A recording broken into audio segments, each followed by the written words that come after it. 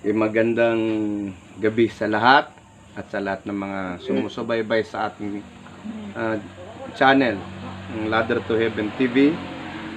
At napakaganda pong pag-uusapan natin ngayon sapagkat ito ay patungkol sa pag-ibig ng tao doon sa salapi.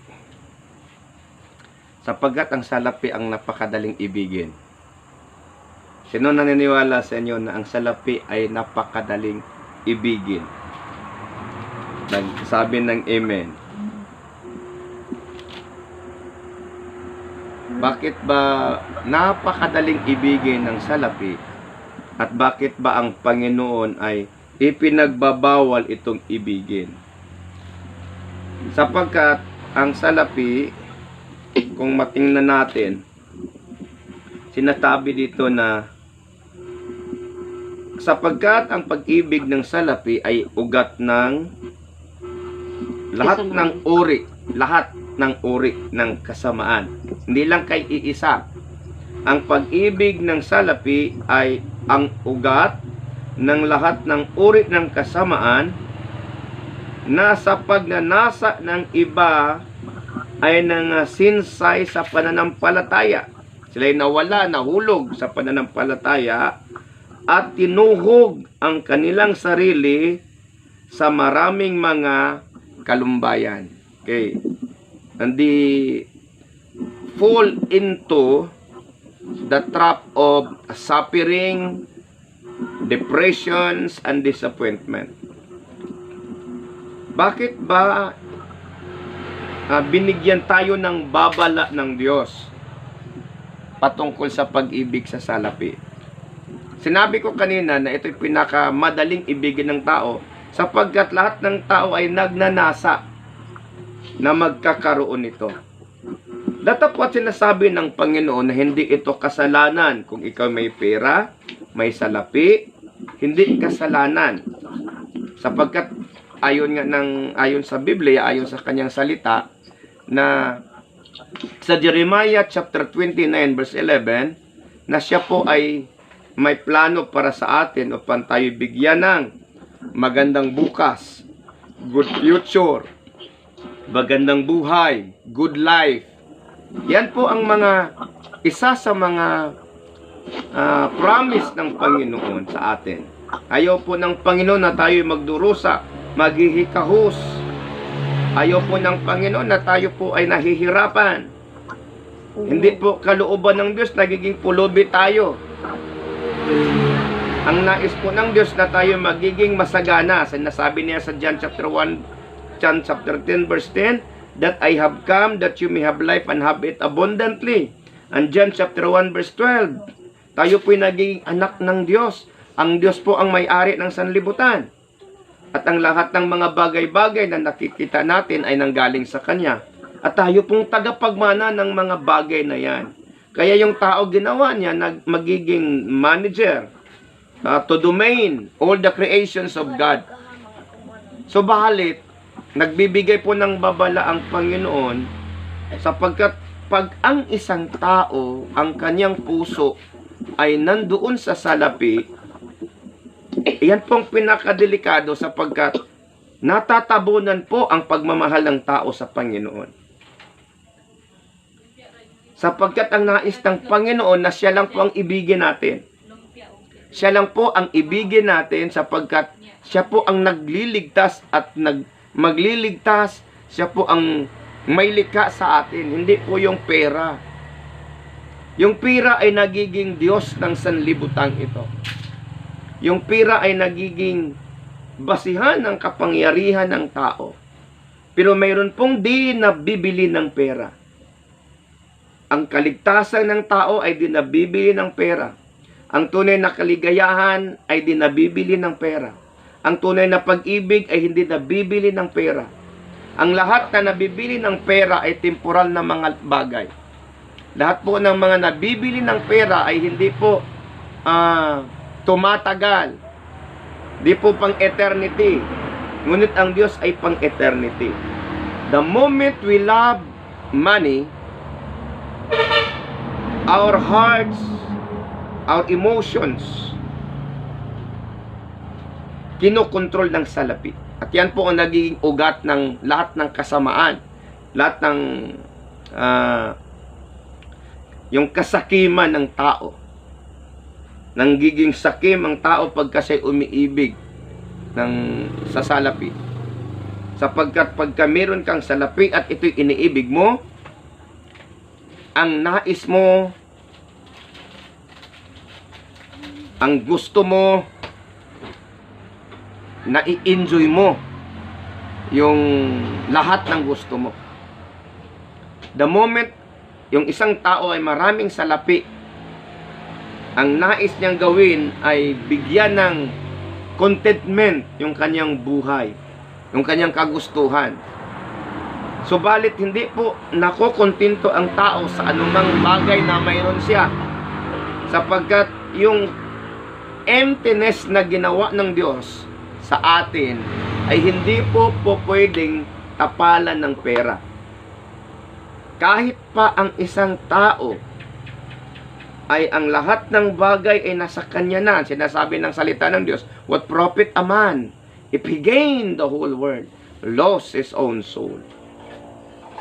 Nagiging sakim ang tao pag kanyang iniibig yung salapi. At nagiging sanhi ng mas malalim na kasamaan, mas malalim na pag-uugaling makamundo yung pag-ibig sa salapi, sapagkat you are always pursuing it. Kapag mahal mo yung isang bagay, ay hahanapin mo yan, hahanap-hanapin mo yan. Pag mahal mo yung isang tao, ay hahanap-hanapin mo yan. Kaya pagka mahal mo yung pera, hahanap-hanapin mo yung pera. Kaya yung taong umiibig sa pera, nagiging mukhang pera. Sige, tingnan mo daw yung katabi mo pag may katabi ka. Sabihin mo, mabuti na lang, hindi ka mukhang pera. Yung mga asawa daw po. Yung mga asawa mukhang pera, hindi naman. Nangangailangan lang ng pera. Sabi ng aking asawa. Hindi, nangangailangan. Okay? So makinig kayo ha. Pagka umiibig ka sa pera, yan lang ang nasa isip mo at nasa puso mo. Patuloy kang nagpupursigi na hanapin yan, pagtuon ng pansin at ubusin mo yung lakas mo sa pagtitipon ng pera para yumaman ka. At sinasabi ng Panginoon, ito yung magandang babala na sinasabi ng Panginoon, na kahit na dami mo ng pera at ang buong sanlibutan ay mapasayo, pag namatay ka, wala kang isang madadala patungong eternity. Kung doon ka pupuntang impyerno, di mo po pwedeng dalhin yung lahat ng kayamanan mo. Kaya nagiging delikado ang kalagayan ng tao, sapagkat hindi siya naghahanap ng tulong sa Panginoon pagka madami kang pera. Amen. Amen. Kasi pag iniibig mo ang pera, ang lagi mong tinitingnan, ang gaano ito kadami. At kung ito'y madami na, sinasabi ng Panginoon doon sa isang parabulo na isang may sakahan, at sinasabi niya na gigibain niyo ang kanyang kamalig at gagawa siya ng kanyang bodega. So, yung kamalig mas maliit yun kaysa bodega, at ang kanyang lahat ng ani ay dalhin niya doon sa bodega. At ang sinasabi ng tao, sinasabi niya, magpakasaya ka, sarili ko, magpakasaya ka, sapagkat nariyan na ang lahat ng pangangailangan mo sa mahabang panahon. Mag-enjoy ka na lang sa buhay mo. At sinasabi ng Panginoon, hoy baliw, sinasabi niya.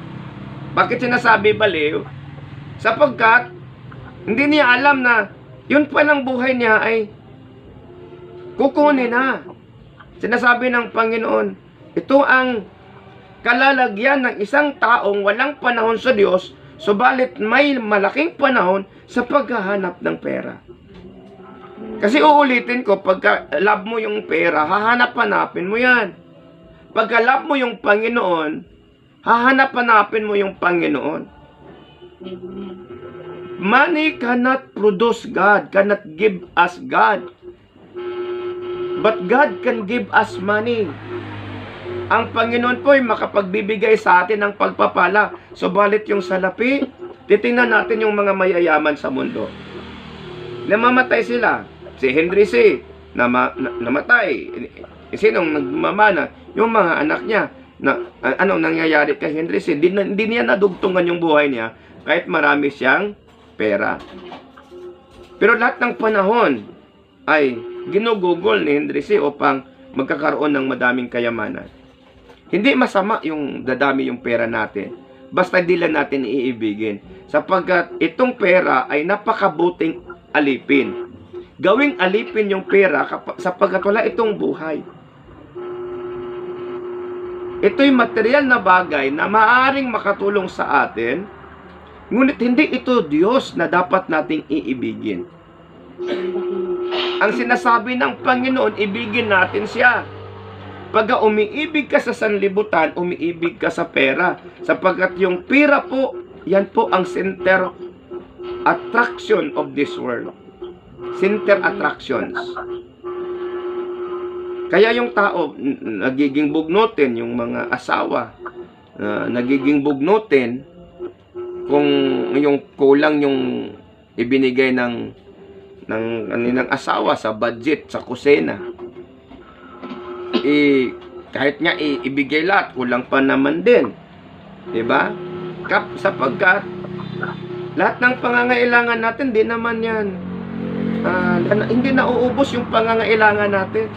Yung damit, pagka ito'y luma na, bili naman tayo, susuotin, luluma, ilagay sa tabi, kakain tayo, mabubusog, tatai tayo, gugutumin naman tayo, kakain na naman tayo, mabubusog tayo, tatai tayo. Cycle yung buhay, nauubos ba? Natatapos ba?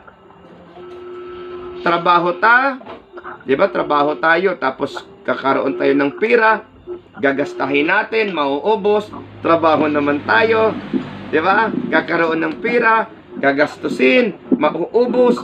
Yun ang cycle. Pagkatapos ng buhay mo, tapos na din ang cycle ng pera. Amen. Pagka yung buhay mo ay nalaan mo sa paghahanap ng pera, sapagkat yan po ang iniibig mo, yung pinakadakilang kasamaan, the great sin, the great wickedness, yung pag-ibig doon sa pera, sapagkat yung pera ay walang buhay. Yung pera po ay walang pag-iisip yung pera. Yeah. Example, katulad din lang sa isang manika na kung isang tao, alam mo may isang tao na umiibig sa manikin. Mas mabuti daw yung manikin yung iibigin niya at pinapakasalan niya manikin, ha. Bakit? Sapagkat matahimik daw, di katulad ng tao bungangera. Yeah. So talaga namang tatahimik yung manikin kasi wala namang pag-iisip yun eh. Walang buhay, walang pag-iisip. So, kung naandun ka sa matinong pag-iisip, anong aasawahin mo, manikin? Diba kung Pero nagiging... Kung tutusin po, Pastor, matatapos naman po yung pagmamahal natin sa pera kung tayo po ay matutong maging kontento po kung ano man ang nasa atin. Hindi po natatapos. Pag nakontento ka, ibig sabihin, hindi ka umiibig sa pera. Kasi nakokontento ka na nga sa nagiging anong nasa iyo. Sapagkat the moment you have love, you are obsessed. Nagiging obsessed ka. Kaya yung papaano mo masasabing nagiging obsessed ka sa pera, maaring bugnutin ka pag wala kang pera. Saputon ka kung laki kwarta. That is the number one signs and symptoms of of seizing material things or money. Pero pagka kontento ka, ibig sabihin, hindi mo siya iniibig sapagkat sinasabi ng Panginoon na kung anong meron kayo, magpapasalamat kayo sapagkat yan po ay kaloob ng Diyos sa atin.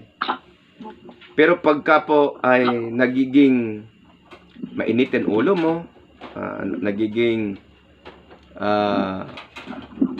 bugnutin, nagiging moody, Yun po yung hindi kontento siguro sa Oo. kanilang buhay. kaya nagiging moody kasi di kontento, lalo na kung maraming babayarin, di ba?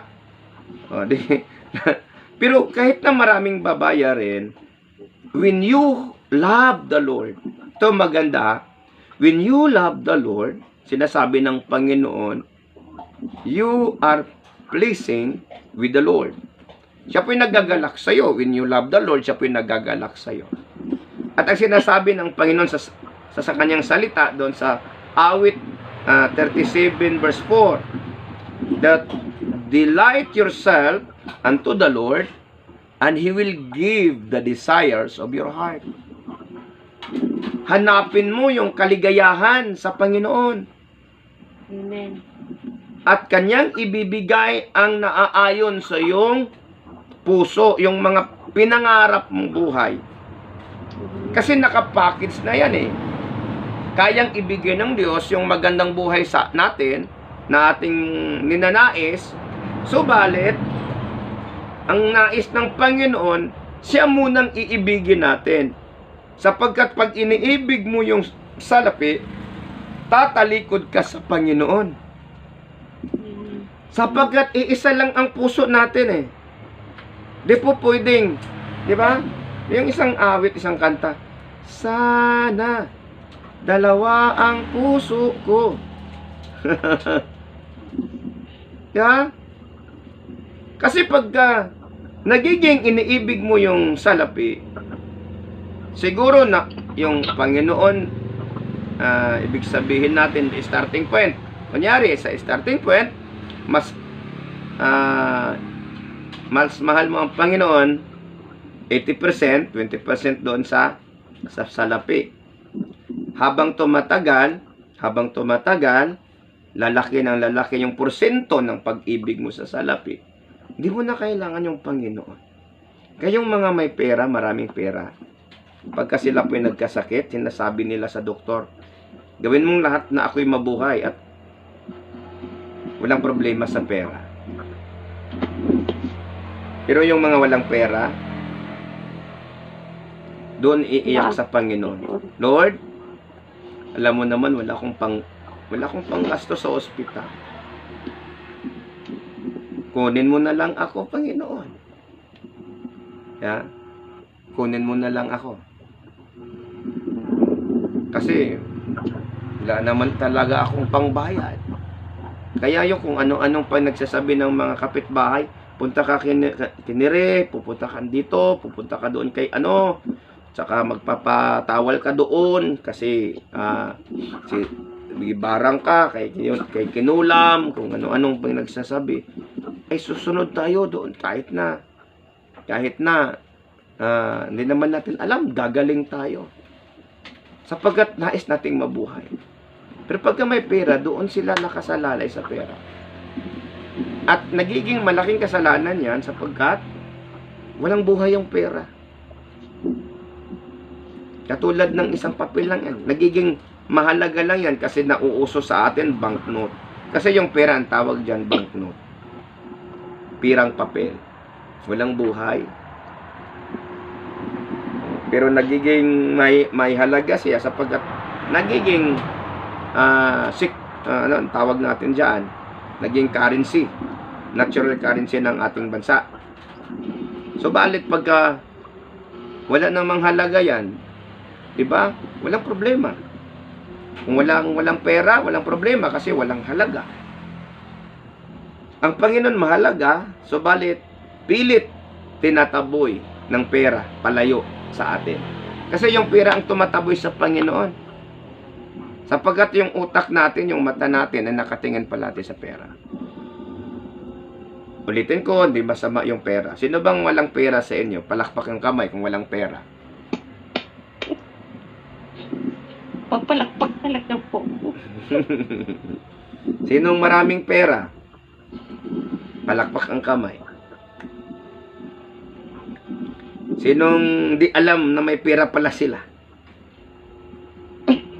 Pakpak din po. Di alam, may pera pala kami, hindi ko alam. Okay. So, anong dapat nating maintindihan? Yung buhay natin, iayos natin sa Panginoon. Kasi sinasabi dito ni Pablo doon kay Timoteo na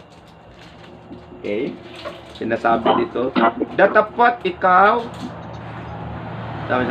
Okay. Sa 11, datapat ikaw o tao ng Diyos.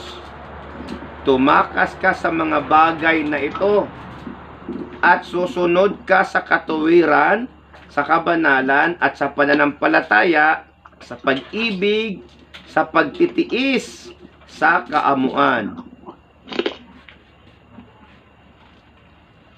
Tayo daw ay tumatakas doon sa pag-ibig ng salapi. Amen. Tayo tumatakas sapagkat napakadelikado pag nahulog tayo sa pag-ibig sa salapi. At ang sinasabi niya na tayo po ay pupunta doon sa kabanalan, sa pagtitiis, sa kabutihan, doon sa mga kaugaliang banal. Kaya gamitin natin yung pera para po magiging katuwang natin yung pera sa paglilingkod. Kasi yung pera ay napakabuting alipin. Ngunit napakadelikadong amo yan. Napakadelikadong amo. Money is a cruel master. Money is a cruel master. Pag nagiging master natin yan, yung buhay natin, yung ugali natin na nagiging cruel. Nagiging masama. Masamang amo yan sa salapi. Kaya na nga, yung salapi natin, nasa bulsa, nasa pitaka, hindi nasa puso, at hindi nasa noo. Amen? Nasa noo, nasa bulsa. Nililingkuran lang natin yung pera, di ba? Nililingkuran kasi alipin nga natin yung pera. Naway, hindi tayo magiging alipin ng pera. Bagkus magpapaalipin tayo sa Panginoon. Amen? Amen. Sapagkat sinasabi ng Panginoon na hindi niya tayo papabayaan. Ako man ay nagnanais na dadami yung pera ko. Sapagkat marami po tayong bibilhin. Marami pong pangangailangan sa gawain. Pero hindi po natin ang Panginoon para bang inuutusan. Lord, bigyan mo ako ng ganito, bigyan mo ako ng ganito. Kasi pag ang Ginoo, ang Panginoon nagbibigay siya ayon sa ating pangangailangan. Amen. Upang hindi tayo magiging palalo. Upang hindi tayo nagiging garbuso, nagiging materialistic, at saka nagiging ganid sa pera. Giging ganid sa pera. So, naway naintindihan natin ang ating topic ngayon. Huwag nating ibigin ang pera. Amen? Sige, sabihin mo sa sarili mo, huwag mong ibigin ang pera. Huwag mong ibigin ang pera. Alipinin mo ang pera. Ha? So, ato-ara ng alipinon. Pero yung Panginoon ay ating paglingkuran. Ang Panginoon ay ating iibigin, sasambahin, at paglilingkuran. Hindi yung pera. Amen. Amen. Ako nga, kailangan ko yung pera, kailangan ko ng cellphone eh. Yung cellphone ko, nagba-block out. Pagka tatagal, nagba-block out. Baka ang sira nito is yung CD. Anong pangalan ng cellphone mo, Pastor? Balantiyong.